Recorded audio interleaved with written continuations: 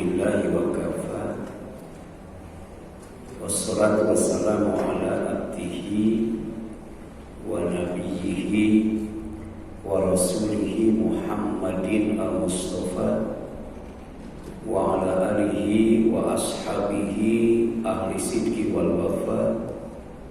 Wa asyhadu an la ilaha illallah wahdahu la syarika lah wa asyhadu anna Muhammadan abduhu wa rasuluh, amma ba'd.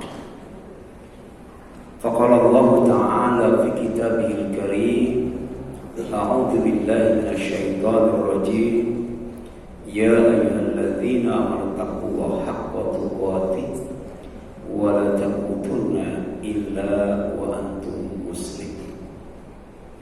Wa qala Rasulullah sallallahu alaihi wasallam, ittaqillah haitsu ma kunta wa atbi'is sayyi'atal hasanata tamhuha wa khaliqin nas bi khuluqin hasan.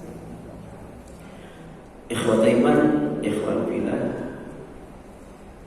jamaah salat asar, silaturahim dan thalabul ilmi, majelis taklim purna bakti yang dirahmati dan dimuliakan oleh Allah Subhanahu wa ta'ala. Puji dan syukur kita panjatkan kepadanya,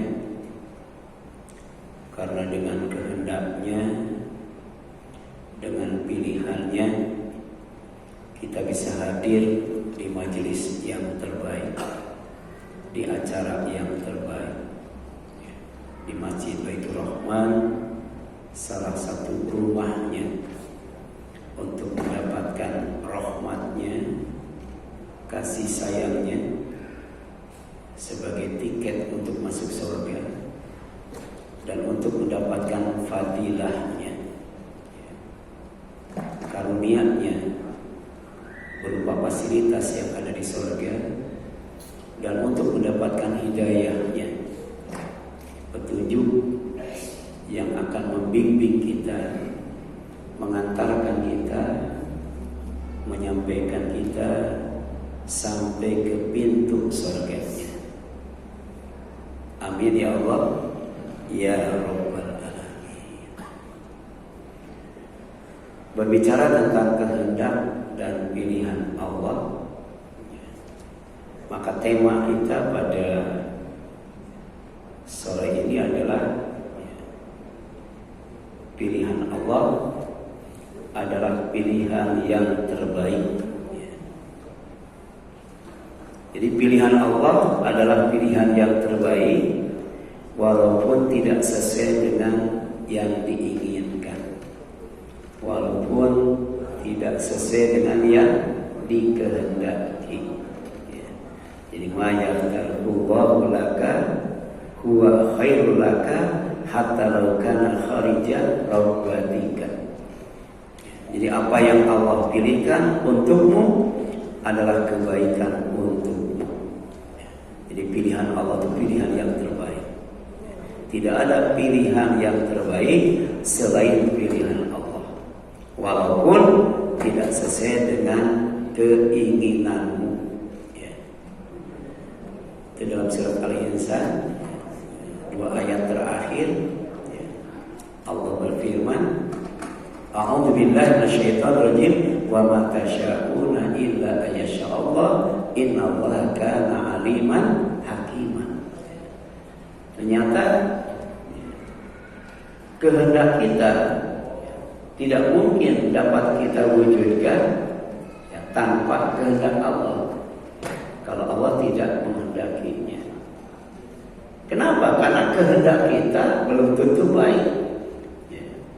Bisa jadi kehendak kita itu buruk, tapi kehendak Allah pasti baik. Bahkan kehendak Allah itu yang terbaik. Kenapa? Karena ternyata kehendak Allah itu ada kaitannya dengan ilmu Allah, ada kaitannya dengan hikmah Allah. Jadi setiap kali Allah berkehendak itu berdasarkan ilmu. Setiap Allah berkehendak, di balik itu pasti ada hikmahnya. Hikmah itu kebaikan yang sangat banyak. Jadi kalau kita mendapatkan hikmah, sejatinya kita mendapatkan semua dunia. Itu luar biasa hikmah. Makanya hikmah itu dhalatul mukmin, sesuatu yang hilang milik orang mukmin. Di mana saja dia mendapatkannya maka ambil. Apalagi ini kehendak Allah, apalagi ini pilihan Allah Subhanahu wa taala yang pasti baiknya. Kemudian pilihan Allah selalu yang terbaik. Jadi fala yu'akhirullahu amrun illa bi khairin. Allah itu tidak akan mengakhirkan sesuatu, tidak akan menangguhkan sesuatu, tidak akan menunda sesuatu, kecuali untuk kebaikan. Saudara-saudara kita kan ada yang dipanggil lebih dulu dari kita ya. Ada yang 40 tahun, Ustaz Adi Purnama 53 tahun, Ustaz Hayat berapa? Sementara kita masih ditangguhkan oleh Allah, masih ditunda oleh Allah, masih diakhirkan oleh Allah. Ila ajali musamma, sampai batas waktu yang ditentukan.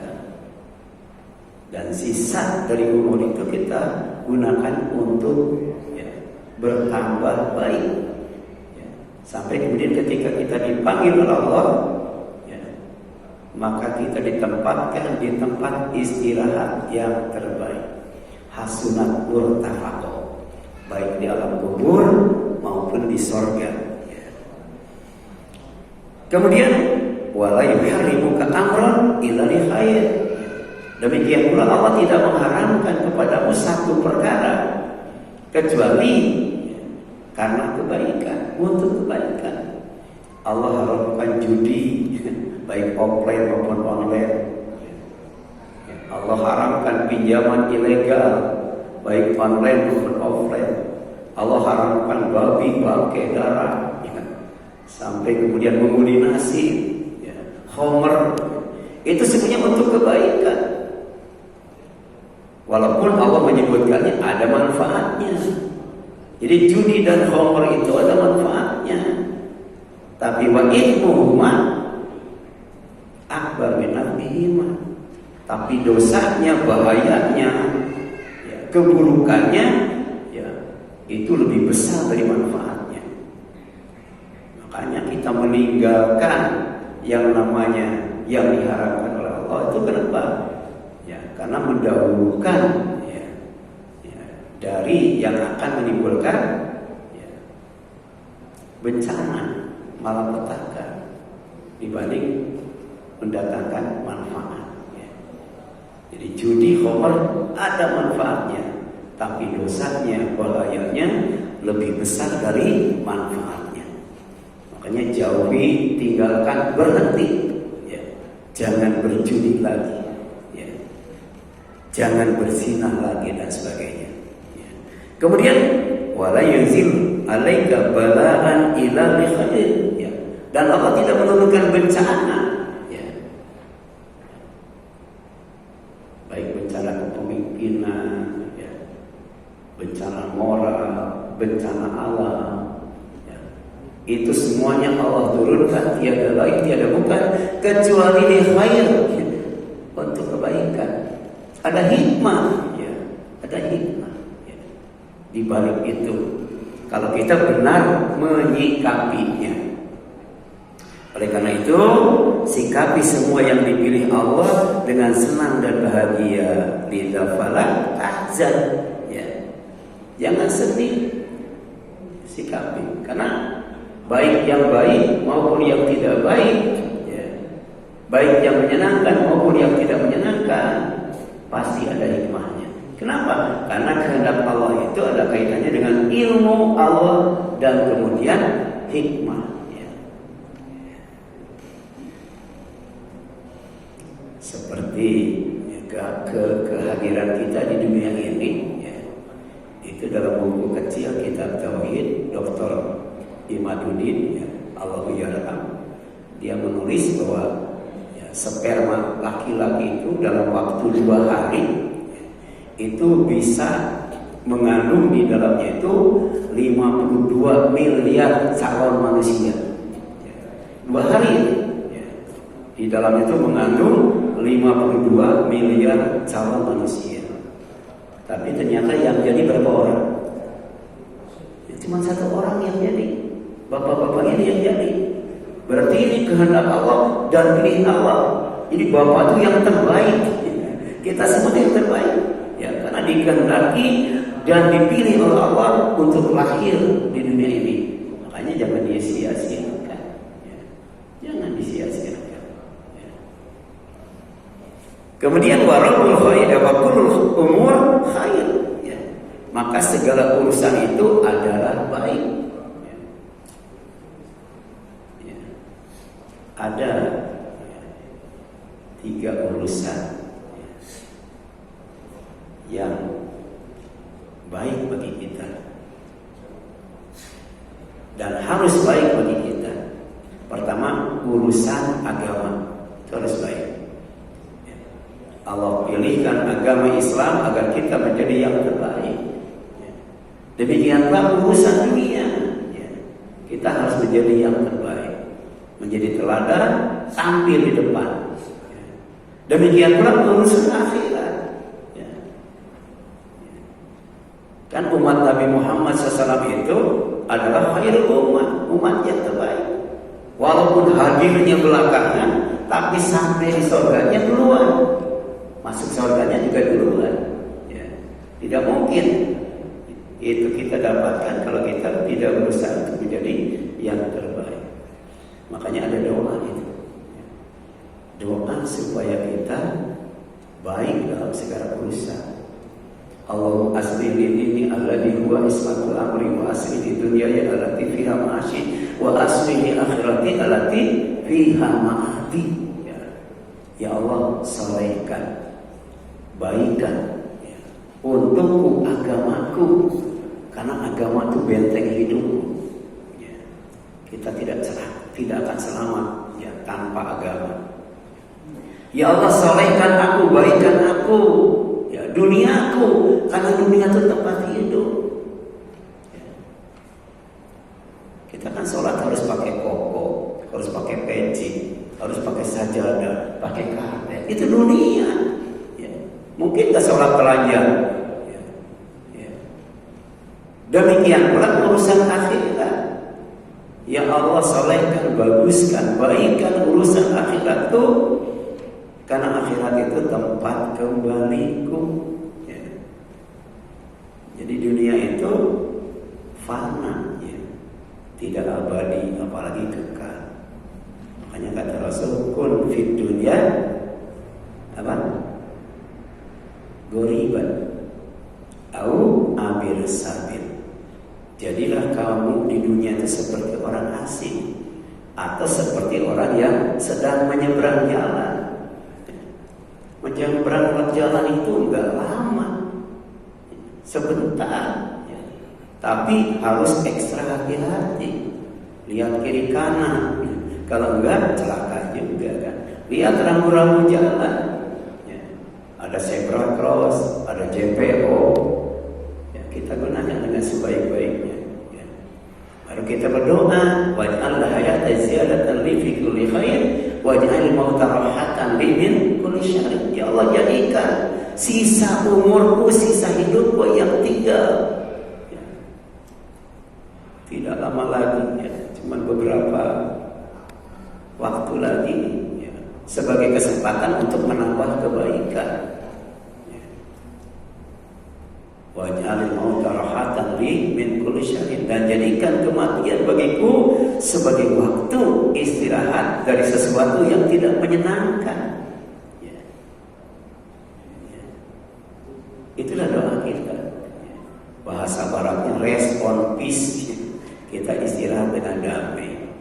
Tidak mungkin kita istirahat dengan damai kalau agama kita tidak soleh, kalau dunia kita tidak soleh, kalau akhirat kita tidak soleh, kalau sisa umur kita tidak digunakan dengan sebaik-baiknya. Wa rabbul khair la ya'ti illa bil khair.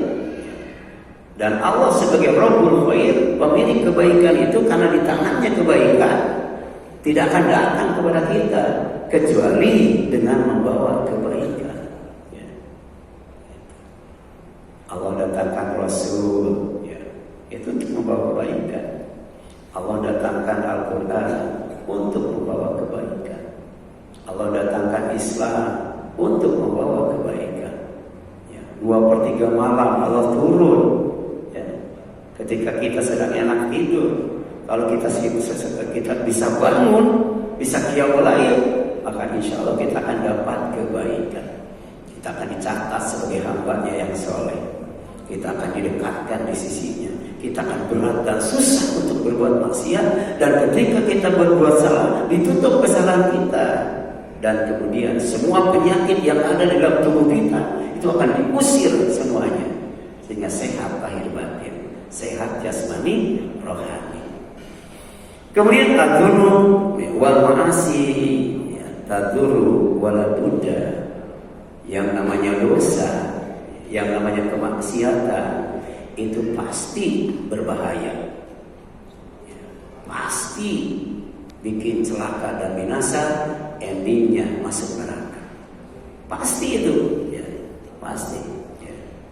Dan ini fa'inna mimma tafaqa alaihi ulama wa arbabus suluk, jadi antara yang sudah disepakati oleh para ulama dan ahli suluk, anna lil ma'asi atharan wa thara wa anna laha uqubat, katanya. Jadi yang kejemaah kan bingung ini kan terbalik.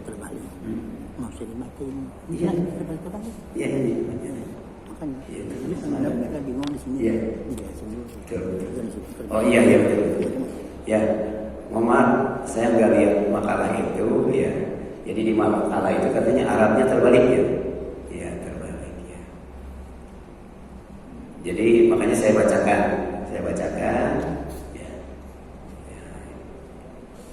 Biasanya sebelum di copy itu di setting dulu, ya, di setting dulu. Ya. Malah saya kalau tidak bikin satu, nggak tahu. Itu Arabnya terbalik, benar ya? Terbalik kan? Terbalik ya? Arabnya.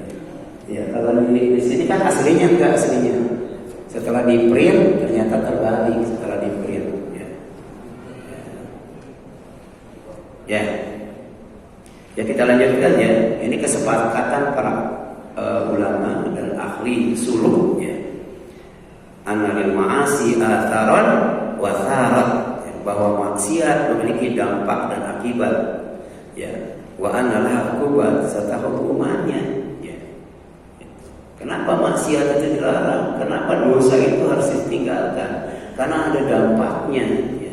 Kemudian ada juga, ya, pengaruhnya, ya. Ada akibatnya dan ada hukumannya. Mencuri dipotong tangan, ya. Kalau sekarang kan mencuri cuma dihukum 6 tahun, ya. Harusnya dipotong tangan, ya. Bayangkan kalau berapa triliun, 300 triliun, kalau dipotong tangan habis kan, ya? Iya.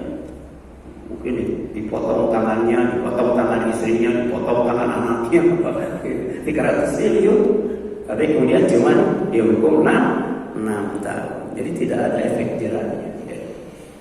Kemudian berzina, ya. Berzina itu dirajam kalau sudah nikah. Tapi kalau belum nikah dicilin, dicambuk, ya. Gitu. Kemudian yang selanjutnya, ya, ala qalbil asi, di antara dampaknya, akibatnya, ya, hukumannya itu ada, ya, pada hati pelaku maksiat itu, ya. Jadi ada tuh dosa dan maksiat itu pengaruhnya terhadap hati, ada itu, ya. Dalam surat Al-Mutaffifin ada yang namanya ron.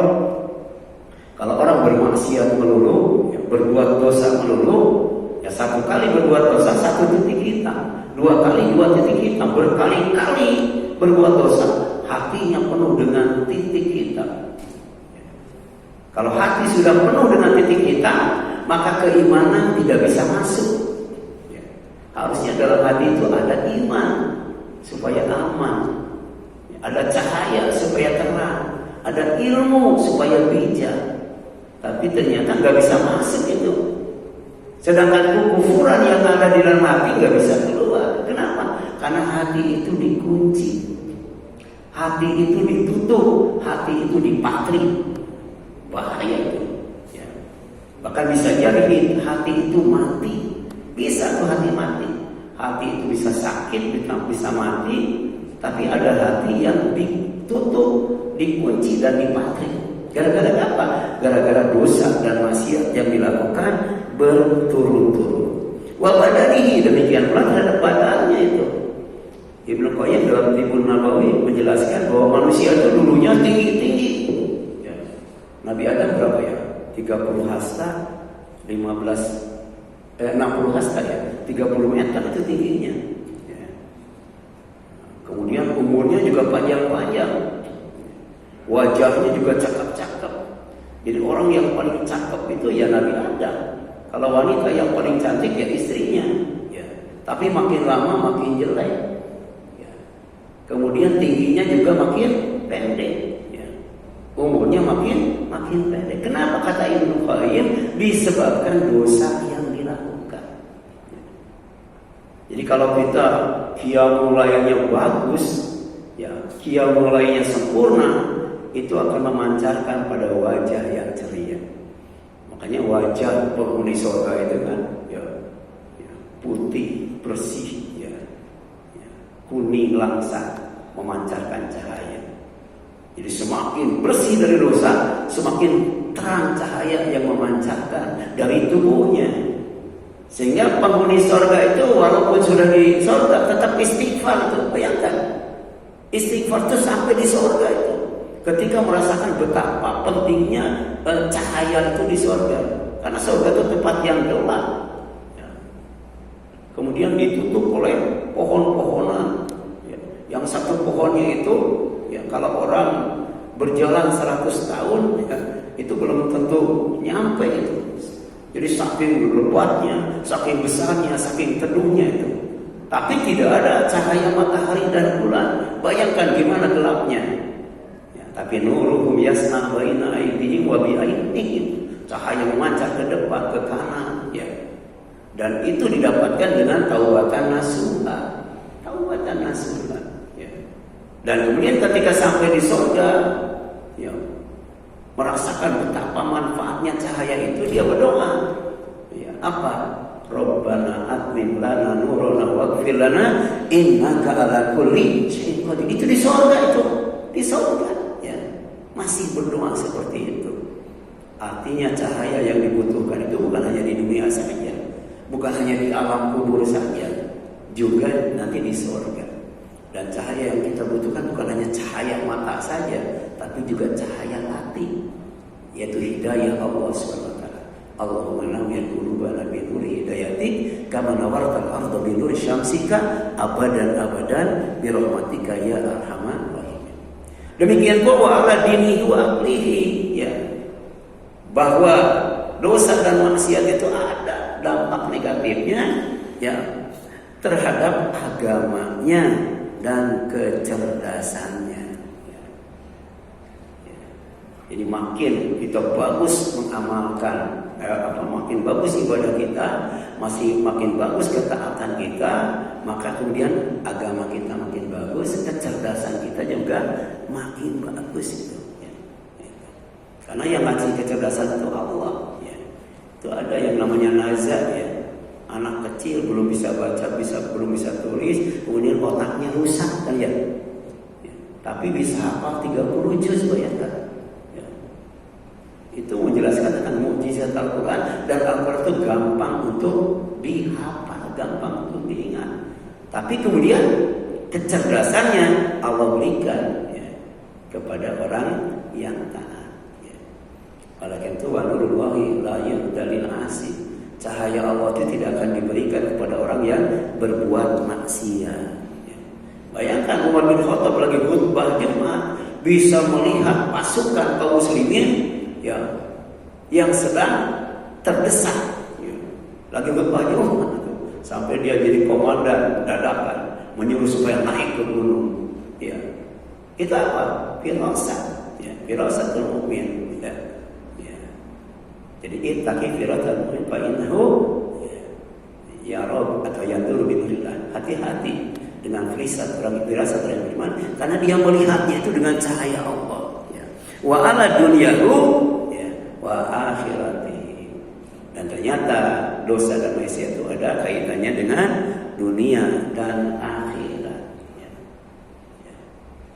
Jadi kalau orang yang maksiat, endingnya di mana? Di surga sebagai darul apa? Endingnya di neraka. Ya, sebagai darul bawar, kampungnya kebinasaan. Ya, sedangkan orang yang taat ibadah, endingnya di surga sebagai darussalam. Ya. Makanya tadi ya, kita ingin agar kesudahan dari urusan kita itu adalah baik. Allahumma ahsin akibatana fil umuri kulliha wa ajirna min khizyi dunya wa adzabil akhirah. Ini doa husnul khatimah ya.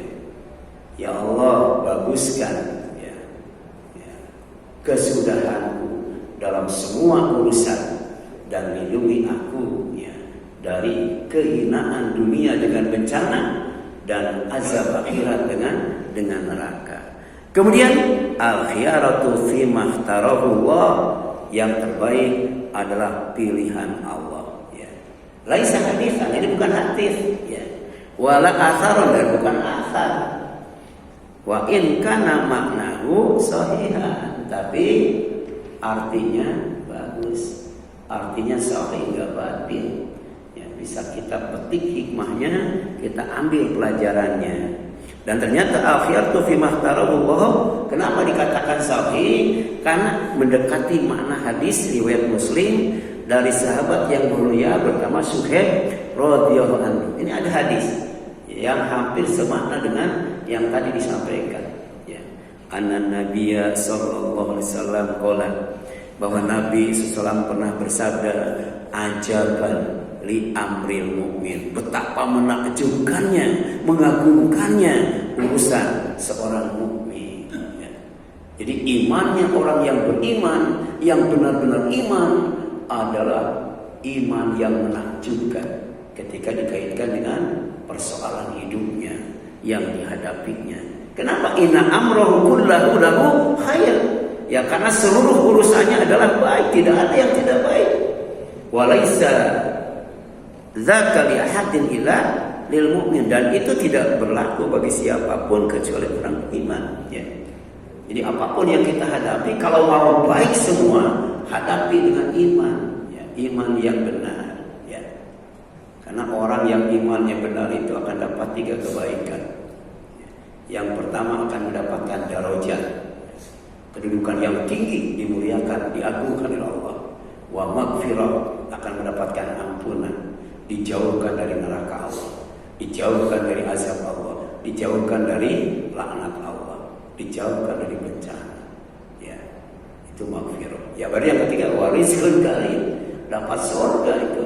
Rizki yang mulia, bukan hanya rizkun thayyiban, bukan hanya rizkun wasi'an, tapi juga rizkun karim ya. Itu orang yang imannya benar-benar iman. Itu ada dalam surat Al-Anfal ayat 2 sampai 4. Innamal mu'minuna alladzina idza dzukirallahu wajilat qulubuhum wa idza tuliyat 'alaihim ayatuhu zadatuhum imanan. Orang yang imannya benar-benar ya adalah bergetar hatinya, gemetar hatinya ketika disebut nama Allah. Bertambah imannya ketika dibacakan Al-Quran. Jadi jangankan membaca, dibacakan saja ya, itu bertambah imannya, apalagi membacanya. Jangankan berzikir kepada Allah, diingatkan dengan Allah saja gemetar hatinya. Kemudian wa ala rabbihim yatawakkalun kepada Allah. Dan tawakal itu dijaga dengan 2 amal soleh. Yang pertama adalah sholat ya, alladzina yuqimuna shalah, mendirikan sholat untuk menjaga ya, ya, tawakal itu. Yang kedua, wa mimma razaqnahum yunfiqu, dengan infak. Jadi hablum minallahnya salat, hablum minannasnya infak. Insyaallah tidak hanya dicintai oleh Allah, tapi juga dicintai manusia. Tidak hanya dekat dengan Allah, tapi dekat dengan manusia. Nah, kemudian Rasul jelaskan bahwa iman yang menakjubkan itu adalah in asabatu sarra syakara fakana khairan lahu. Apabila musibah yang menimpanya itu musibah yang menyenangkan, dia bersyukur. Jadi musibah itu ada dua. Pertama musibah yang menyenangkan, dia bersyukur. Maka mensyukuri musibah yang menyenangkan pasti baik baginya. Kemudian wa in asabatu dharra sabara fakana khairan lahu. Dan apabila musibah yang menimpanya bukan yang menyenangkan, tapi yang tidak menyenangkan, kematian, sakit, kehilangan, ya, kemiskinan, peperangan dan lain sebagainya, rasa takut, cemas, khawatir, dia sikapi dengan sabar, fakana khairan lahu. Maka sabar ketika menghadapi musibah yang tidak menyenangkan, buahnya adalah kebaikan. Ya. Faidah hadis pertama, musibah apapun akan berasal dan berakibat baik jika disikapi dengan iman yang benar. Pertama, bersyukur jika menyenangkan. Yang kedua, bersabar jika tidak menyenangkan. Adapun musibah yang tidak menyenangkan itu oleh Allah disebut secara detail. Musibah yang tidak menyenangkan itu pertama, faqadara alaihi rizqahu. Rezekinya dibatasi itu. Ya, orang lain mah sampai miliaran, triliunan. Ya, kita mah 10 juta aja susah ya. Gitu. Orang lainnya angkat telepon, angkat kaki ya, di belakang meja langsung ya. Itu saya punya jamaah itu. Dia punya 10 kios. Tapi kemudian ada rezeki di balik itu. Ya, dia kalau beli misalnya sayuran, ya, 1 truk sebelum turun udah dibeli orang. Jadi sebelum dijual sudah dibeli orang sebelum diturunkan ke kios.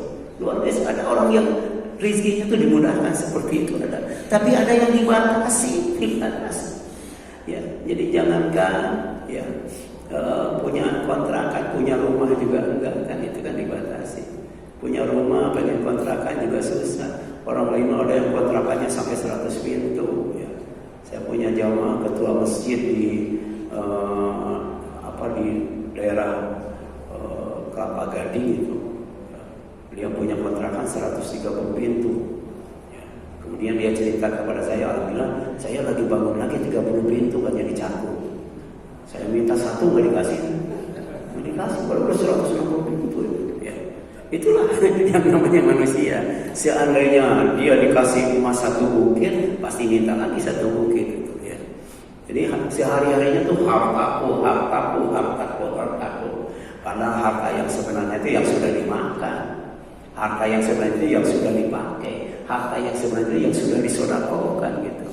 Kemudian yang selanjutnya, musibah yang tidak menyenangkan itu bisyai'in minal khauf wal ju', ya, sedikit rasa takut itu ya. Ya, kalau kerja takut pensiun ya, kan gitu ya. Ya, punya anak ya, takut tidak kerja, sudah kerja takut tidak punya jodoh dan sebagainya. Cuma sedikit ya. Dibandingkan dengan saudara kita di Gaza kan. Sekarang kan tempat mengungsinya tinggal 1 lagi, tidak ada tempat mengungsi lagi. Itu tempat mengungsi yang terakhir Rafah itu ya. Ya, kalau Allah tidak melindungi, udah habis itu. Ya. Demikian pula dengan rasa lapar. Allah ngasih cuma sedikit, ya, cuma 14 jam ya. Di bulan Ramadan itu 14 jam, dari mulai adzan subuh sampai adzan maghrib. Ya. Bandingkan dengan saudara kita yang ada di Gaza itu, laparnya berapa jam itu ya, sampai mau minum aja ya dia nyalakan keran itu cuma setetes 2 tetes yang bisa diminum ya. Rumah sakit saja, tempat orang sakit dibombardir ya. Luar biasa. Tapi ada yang lebih menakutkan, ada yang bikin lapar dan haus selamanya. Di mana? Di Darul Bawar itu ya, di neraka itu. Lapar selamanya, haus selamanya, takut selamanya. Ya, laisa lahu yauma hunahami. Tidak ada teman setia di neraka itu. Adanya saling menghujat, saling melaknat itu. Ya. Tidak ada makanan, ya. Kecuali makanan yang kalau dimakan sakit. Tapi ketika ditelan masuk ke dalam perut, mendidih, itu namanya zakum. Ya. Sedangkan airnya saking panasnya setara dengan besi mendidih, dan kalau diminum sebelum sampai di mulut wajahnya sudah terbakar. Tapi kalau sabuk sudah masuk ke perut, ususnya tercabik-cabik, terpotong-potong. Nauzubillahi min dzalik. Ya. Kemudian wa naqsi minal amwal wa anfus wa thamarot. Ya. Musibah yang tidak menyenangkan itu ya kekurangan harta ya tadi ya. Ya. Itu di daerah Kelapa Gading itu kan ada Mawar Saron ya. Pertama dia bikin gereja 1000 kursi. Sebentar banget ya 1000 kursi itu. Kemudian waktu itu kepala madrasah aliyah ya berkumpul diundang oleh Diknas sosialisasi bantuan apa gitu. Saya itu waktu itu masih kepala madrasah. Itu di gereja yang 1000 kursi itu, wah kayak bioskop tuh, enak banget tuh ya. Jadi kalau ngaji di tempat itu betah kayaknya. Kemudian apa? Setelah itu mau bikin gereja karena tidak cukup yang 10.000 kursi, dan ternyata enggak setahun udah selesai itu. Ya Mawar Saron coba ya. Itu. Tapi kita Al-Husna itu sampai sekarang udah selesai tuh ya. Dari zaman siapa? Presidennya Megawati, wakilnya siapa? Sampai sekarang kan belum selesai ya. Gitu. Kenapa? Karena setiap umat itu ada fitnahnya, ada ujian beratnya. Wa fitnatu ummati al-malu. Sedangkan fitnah umat itu masalah harta, kurang terus itu. Ya. Jadi kalau mereka bikin yayasan itu kebanyakan duit ya. Kalau umat Islam bikin yayasan perlu duit kan. Makanya ketika maju ribut itu ya. Kemudian walanpus kurang diri ya, kurang diri.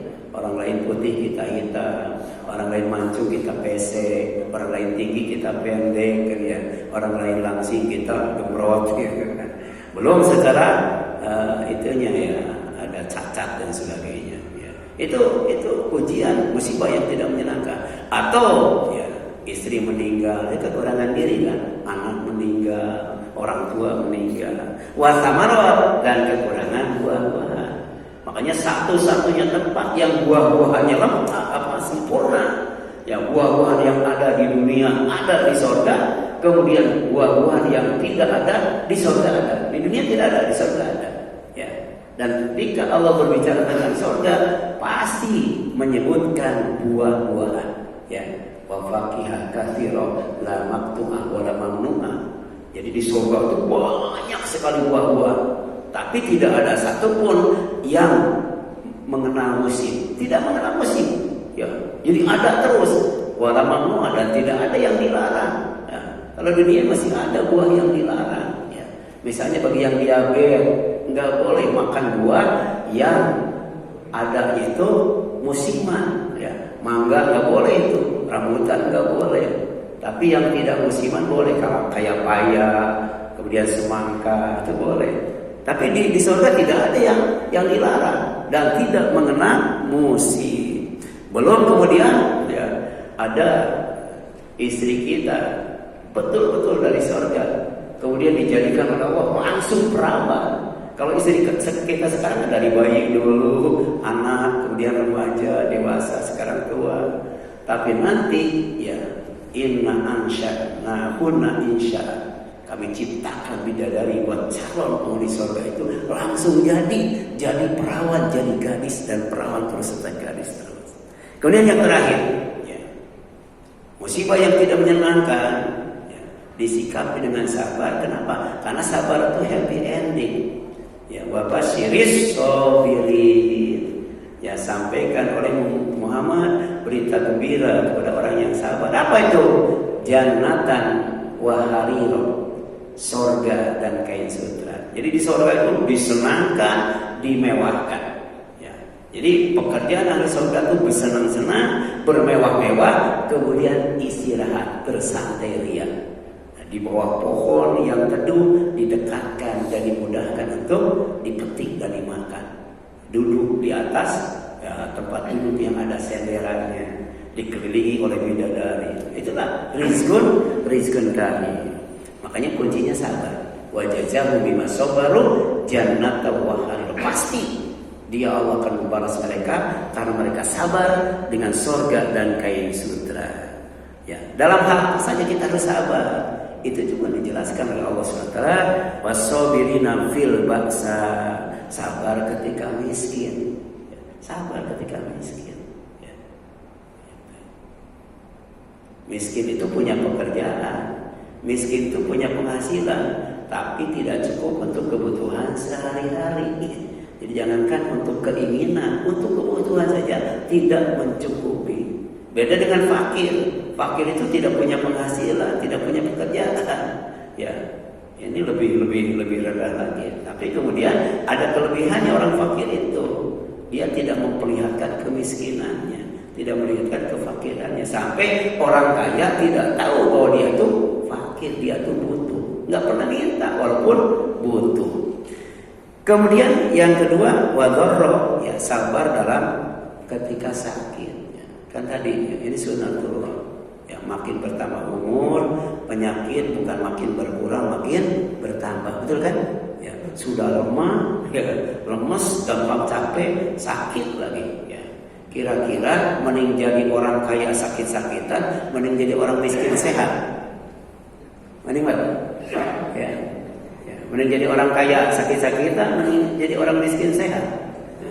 Itu tandanya ya bahwa sabar dalam sakit itu lebih berat dibandingkan dengan sabar ketika miskin. Nggak apa-apa miskin, yang penting kan sehat kan gitu ya. Tapi kemudian ada lagi yang lebih dahsyat daripada miskin dan sakit, apa? Perang. Maka ketika perang pun diperlukan kesabaran. Wa inna ba'si, ya, insya Allah orang yang sabar itu happy ending. Kenapa? Ulaika alaihim sholawatu min rabbihim wa rahmah wa ulaika humul muhtadun.